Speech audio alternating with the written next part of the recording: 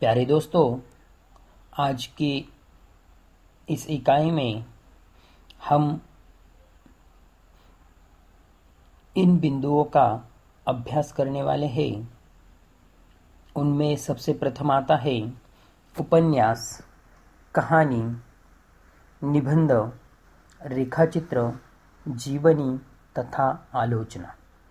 तो दोस्तों, अब हम उपन्यास की ओर बढ़ते हैं। गद्य के भेद। परंपरागत दृष्टियों से गद्य साहित्य और उसके समस्त विधात्मक रूप श्राव्य काव्य के अंतर्गत आते हैं। गद्य की विधाएं संख्या में काफ़ी अधिक है और उत्तरोत्तर उनकी संख्या बढ़ती ही गई है। गद्य की इन विधाओं को हम सहज ही दो भागों में विभाजित कर सकते हैं। कुछ विधाएं ऐसी है जिनमें ऐतिहासिक तथ्यों को आधार बनाया जाता है, जैसे कि जीवनी, किसी लेखक ने खुद के बारे में किस तरह से जीवन जीवा, जीवनी, आत्मकथा आदि इसके अंतर्गत आते हैं।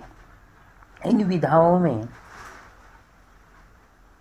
कल्पित घटनाओं को स्थान नहीं दिया जा सकता। ऐसी विधाओं को तथ्याश्रित साहित्य विधाएं कहा जाता है।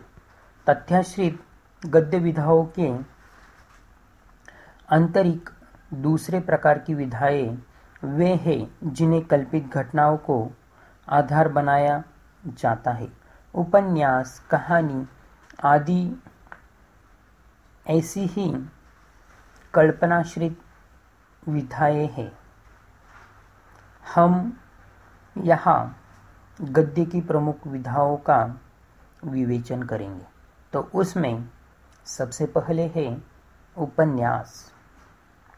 प्यारे दोस्तों, आपके यह समझ में आया होगा कि पहले गद्य साहित्य सीमित मात्रा में था, लेकिन अब गद्य के अंतर्गत उपन्यास, कहानी, निबंध, रेखाचित्र, जीवनी तथा आलोचना, इन बिंदुओं को भी समाहित किया गया है।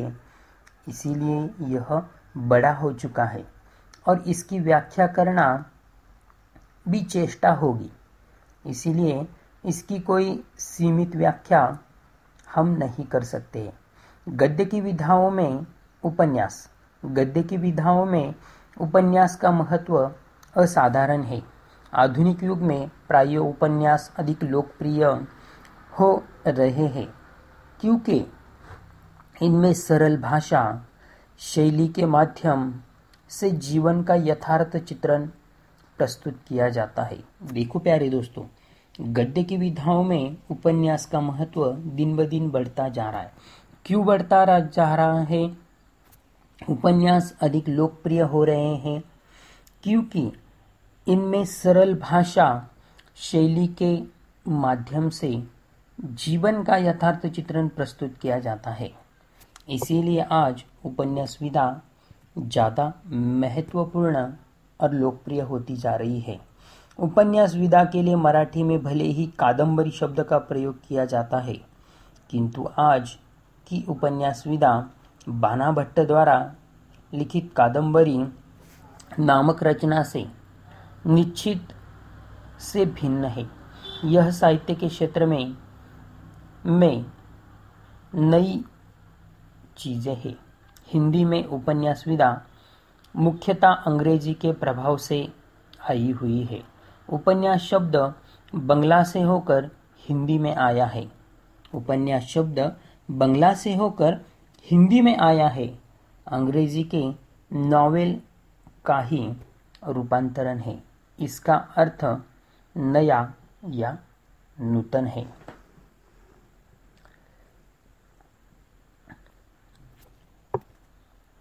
संभवतः इसी कारण गुजराती में इसे अंग्रेजी के नवील शब्द के साम्य पर नवलकथा कहा जाता है। फ्रांस में इसके लिए नोवा शब्द का प्रयोग होता था, क्योंकि इस विधा में जीवनी की यथार्थ का चित्रण किया जाता था।